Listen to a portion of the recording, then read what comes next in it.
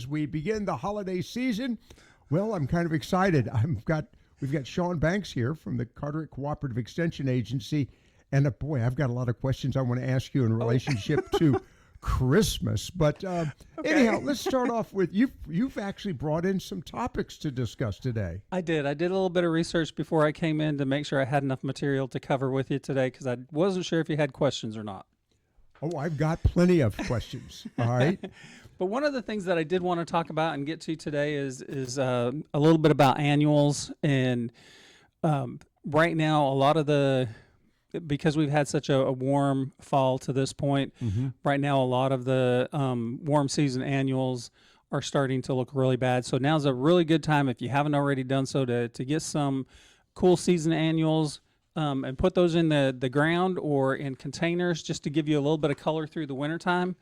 Most of these are not going to bloom the whole winter, but they will give you off and on color whenever we get a warm period, which quite frequently happens once or twice a week. Okay, so basically these annuals will only bloom when it's warm, but they'll bloom off and on. The cold won't destroy them, in other words. Right. What these plants is they are cold tolerant plants. So they will usually bloom when the temperatures are a little bit warmer. Like during the fall, they'll bloom really well. And then the spring, you'll get a really good show. But then again, during the winter time, when the temperatures get up around 60s and 70s, you should get some blooms on at that point as well. Okay. Questions for you. What happens to these plants in the summertime? A lot of times these plants are plants that during the summertime when it gets hot and we get temperatures up around 85, 90 degrees, these plants are going to stop blooming. They're going to the leaves are going to turn yellow. In some cases, the plants will actually die or go dormant. Because they're annuals, most of them will die, but not all of them. Some of them will make it through the summertime. They just won't look very good at all during the summer. Okay. Let's talk about what plants what plants you're suggesting, and I'm curious. Do you mix them in with your other plants, your other plants in the yard or the garden? Well, a lot of people, what they'll do is they'll have an annual bed, and so there'll be a section where they put their annuals. Over at the hospital, they have right around their sign, they have an annual bed where they'll pull out the annuals and they'll put new ones in. They put their pansies in a couple weeks ago. And so what they'll do is they'll pull those pansies out when it starts getting warm and put in the summer annuals so they can have flowers during the summertime. And they'll switch that out 2, sometimes 3 times during the year, depending on what plants they use. All right. And by the way, does this require any kind of special treatment like fertilizer or anything like that, or like irrigation? You will need to irrigate them to keep them wet during the wintertime. A lot of times we'll get enough rain that you don't have to, but if we go a week or 2 without rain, then you are going to want to water these. I do suggest with these to fertilize them in the fall when you plant them, and then usually again around February timeframe, because we usually have a warm spell sometime in February, and then one more time give them a little bit of fertilizer in late March. And can I put them in with my other ornamentals? You can mix them in with your ornamentals. Most of your ornamentals are going to be dormant at that time. Right. But a lot of times people will just put them into a specific bed that they have established just for annuals. I like to put them in containers. We can switch those containers out a whole lot easier. Yes. Yeah. And that way, if they start looking bad, we can move them out of the way and put something else in there. Okay. What kind of plants are we talking about? And let me guess, mums. Mums are only good for a few weeks in the fall. So if you like the mums, the mums work really well in the fall. But what I'm really talking about is some of the annuals that people think of are the violas and the pansies, the snapdragons, the sweet williams, some odd things that people don't usually think of but have been more prominent, like Swiss chard and what they call flowering kale. It's not really flowering, but the flowering cabbage and kale, it's not necessarily flowering. It's just that the leaves are different colors, so you might have green leaves with white tips or red tips or something like that. So you get different colors in there that give you a little bit of interest during the wintertime. Okay. Once you've planted them, of course, you said they're annual, so most of the times they're going to die. Come summertime, can I plant on top of them? Yes, once they're dead and gone, you will either pull them out before they die during the summertime, or once they die in the summertime, you can just plant something else, another annual right on top of that. Okay, because I'm thinking it's good food source for other plants. Yes, those plants will break down, but a lot of people will pull them out before they get too bad and put Okay. in some fresh plants. Those plants are usually really good to go into the compost pile, All right. or throw them into the woods and let them be a litter or a mulch on top of the leaf I like litter. the potted plant concept because then you can also move them around too, wherever you decide you need color. Right. Okay. What about the colors? Are they a variety of colors we're talking about? Depending on the plant that you like, the snapdragons usually come in pinks, and some I've seen a yellow one lately Okay. that I wasn't aware of, but usually pinks and whites and reds, those colors in the snapdragons. There is a yellow one that's out there and available. A lot of your pansies come in just about any color. So you've got some maroon, they call it red. You've got the white ones with the purple little face on there, and the blue ones, but you've got a lot of different colors there. The whole aspect of these, flowering plants. I call them flowering plants. Is that really a flower, or? But you mentioned the cabbage kale and cabbage. The cabbage and kale, that's not necessarily the flower that's Flower. giving the color. That's the foliage that's giving the Exactly. color. The Swiss chard, again, that's going to be more the foliage that's giving the color. Or in the case of the Swiss chard, it's more the petiole of the leaf that Right. gives the color. But there are with the pansies, that's actually the flower. The Okay. pansies and the violas, that's the flower that you're looking at that give them the color. The snapdragons is going to be the flower. Something like the Sweet Williams and delphiniums, those are going to be the flower that gives you the look that you're wanting. So you would pick those for the flower color, and then they'll be green when it's cold, but they'll flower again when it warms up for long enough that they can set those flower buds again.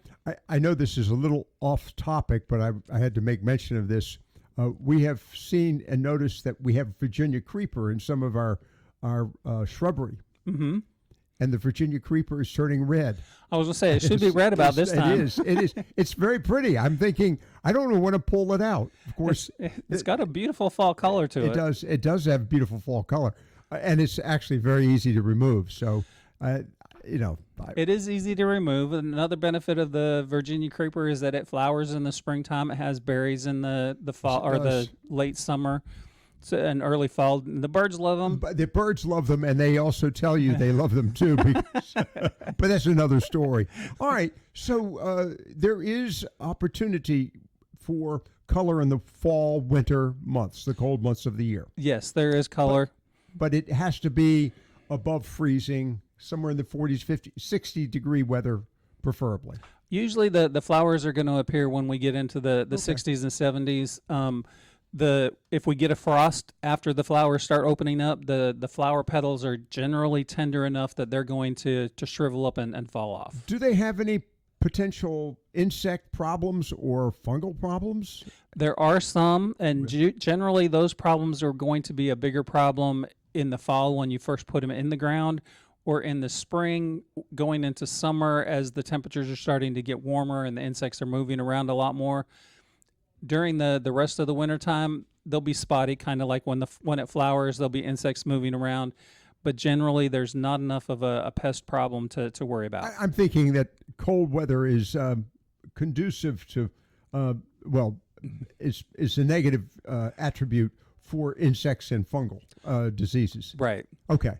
All right. So, all right, we've got fall in the winter and months. What else what are we looking at?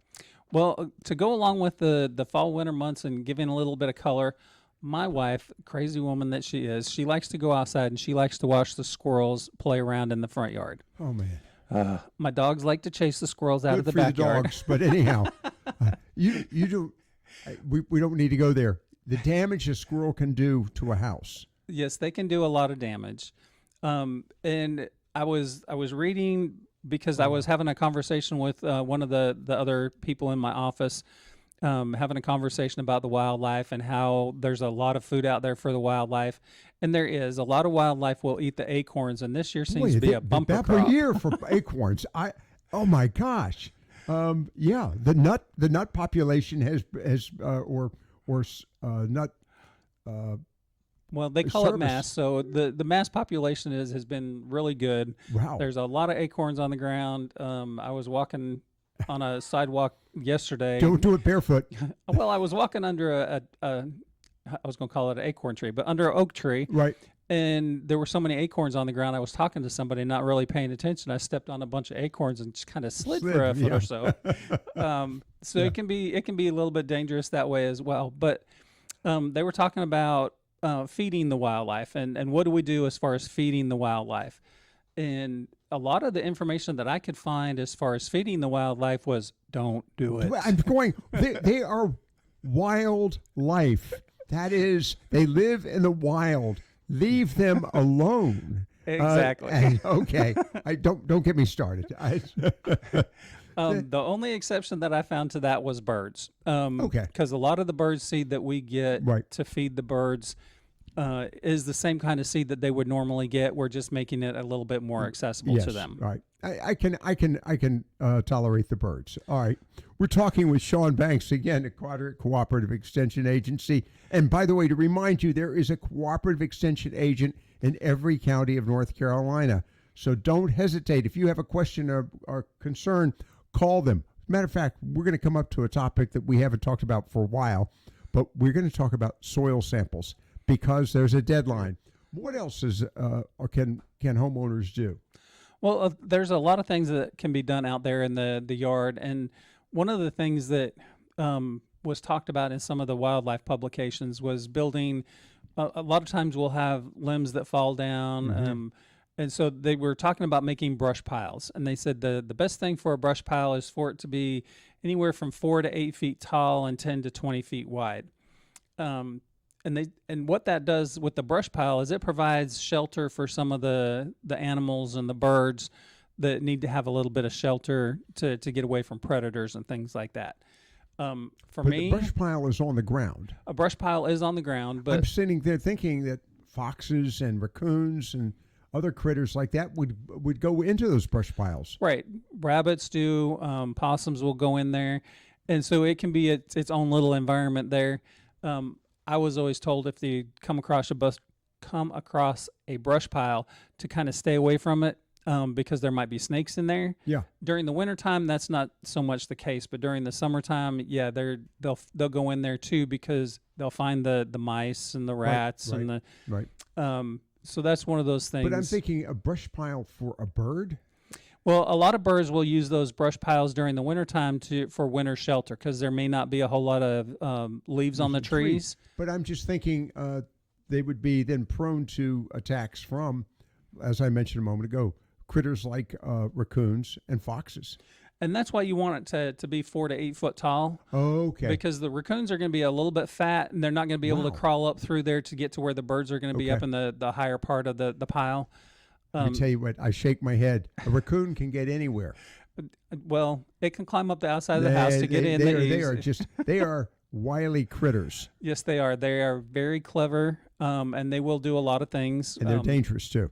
And that's why a lot of times, a lot of the publications that I read said, make sure that you have a really tough trash can and that the lid closes and seals tight. Absolutely. Because you don't want to feed them even accidentally. No, Because feeding them, even if you're they feeding will them come back accidentally, forever. It becomes habitual. they start depending on that food to be there. And if it's not there, then they come after you. And I say that as not a biologist or having a lot of knowledge about critters, but I just know about raccoons. Anyhow, Well, all right. it's not just the raccoons, but the squirrels will do the Squirrels same also, thing. my gosh. And they Can we find other critters to deal with? they discourage feeding any wildlife. Right. And a Okay. couple of things that were suggested that I hadn't even thought about was if you have cats that you're feeding outside, so you have outdoor cats, don't leave the food out overnight. Bring that in or Right. throw it away. Get it out of there because there's wildlife that will come and that food is not formulated for them, but they'll come and they'll eat it because it's easy are access. Big on that one as well. Yeah. Possums. I've seen possums. I've seen tortoises. Oh, really? I've seen rats that come up. Yeah, you can have the rats too. But anyhow, But a call I got a couple weeks ago was somebody asking me what they can do about the rat population in one of the towns here in Carteret County. They said they got rid of all the feral cats, which they really appreciated. They got rid of all the feral cats, and now they're having a problem with mice and rats. And that's part of that whole cycle of life. Eventually, the mice and the rats will die off as well. It just takes a little bit of time for them to even out their population again. Okay. Because they procreate like nobody's business. They do, and if there's nothing there to slow down that, then the population really explodes. Okay, we're talking about the issue of cold month activity here for the region. I want to come up with a topic related to drought, because apparently North Carolina, I say apparently, I don't feel it, but the state is experiencing several layers of drought. Inland, very dry. Right. What about the drought during the winter months? And is that something we should be concerned with for our plants and our lawns and things like this? If we have a dry winter, does that in any way stress the plants that are currently dormant? The trees, the yards that are dormant, does that stress them? Or is this just because it's winter months, it won't be much of a problem for us? It's going to be more stressful on evergreen trees and shrubs than it will be on the ones that are deciduous. Right. It will be a little bit stressful on the deciduous ones, but what happens is as the wind blows, whether it's over the leaves or over the stems, some of the moisture is drawn out of the plant. And so, yes, if we go for a long period of time during the wintertime, I would say 3 or 4 weeks, it probably would be a good idea to go ahead and water the plants that might possibly have some damage to them. Does the water stay in the ground very long? Is that, or in other words, is by even if the plant is dormant, does the water, because it's in the ground, slowly through osmosis make it to the plant? Not through osmosis, but well, I had to use a big word. This is where we get into hydrology. Right. When it rains, some of the water is pulled through the soil by gravity. Right. That's called gravitational water, and so that just disappears.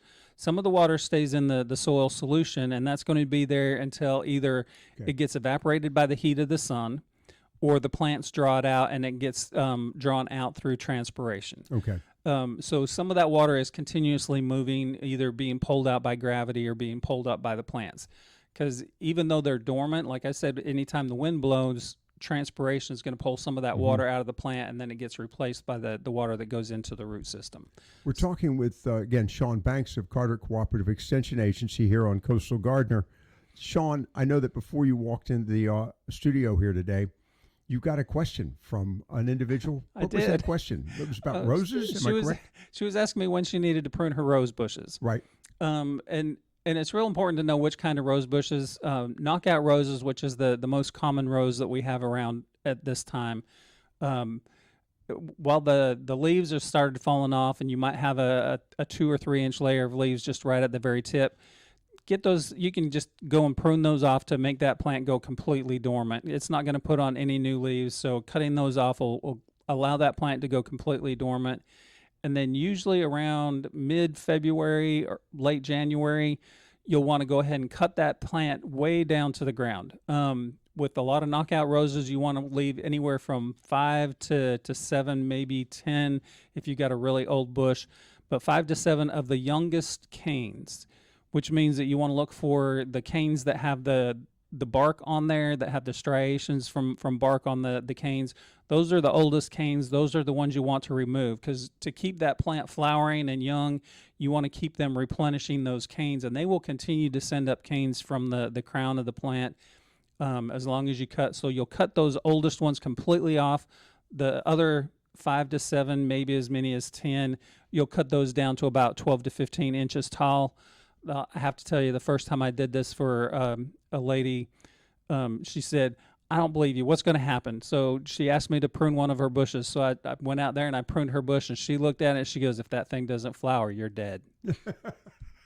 Because it looks like You're still alive, so it must have flowered. It flowered. It looked really good. But the plant was about 3 feet tall, so it was a really good sized plant. They can get rangy after a period of time, right? Yeah, it was about 3 feet tall. It was getting kind of leggy, and she wanted to cut it down a little bit and get it more bushy, but she wasn't expecting me to cut it from 3 feet down to like 12 to 18 There are inches. a lot of people that are concerned when you do some of that radical pruning. Of course, doing that radical pruning should be done at certain times of the year.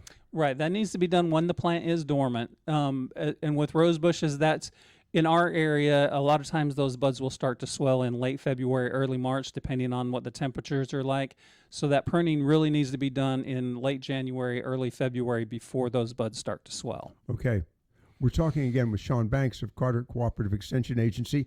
Sean, with just about 2 minutes to go, what else is happening? What else are other concerns? Do you have any programs that are underway during the winter months? We're really just wrapping up a lot of our programs for right now and doing a lot of reporting in December, which reminds me, if you haven't had a chance to get your soil sample in, go ahead and get that in before Thanksgiving. When they close the doors the day before Thanksgiving, they start charging the next time they open them up. This is the 15th of November. Thanksgiving is the 23rd, 22nd, 23rd. Like 8 days away. Yeah, yeah. Get it in. Yeah. So we need to get those in as quickly as possible. They do start charging $4 a box when they open the doors the Monday after Thanksgiving. Okay, and what do we do for the soil samples? How do you go about doing that?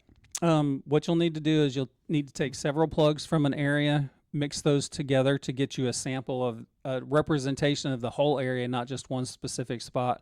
Mix those together. There are boxes and forms at different locations. Here in Carteret County, we have them at the Extension office, and we do have them at 3 or 4 of the garden centers in the county. Right. So you can pick those up. And usually where they have the boxes, they also have the forms, and the form has the address of where you would need to mail it to. Well, again, want to thank our guests as we prepare for Thanksgiving. We have Sean Banks of Carteret Cooperative Extension Agency here on Coastal Gardener. And by the way, just want to remind folks, you have a cooperative extension agent in every county of North Carolina. So this program is heard outside of just Carteret County, where we're talking today, but throughout Eastern North Carolina, but in every county of North Carolina. And with that, Sean, thanks very much for your time. Thank you. It's Coastal Gardener on the Talk Station.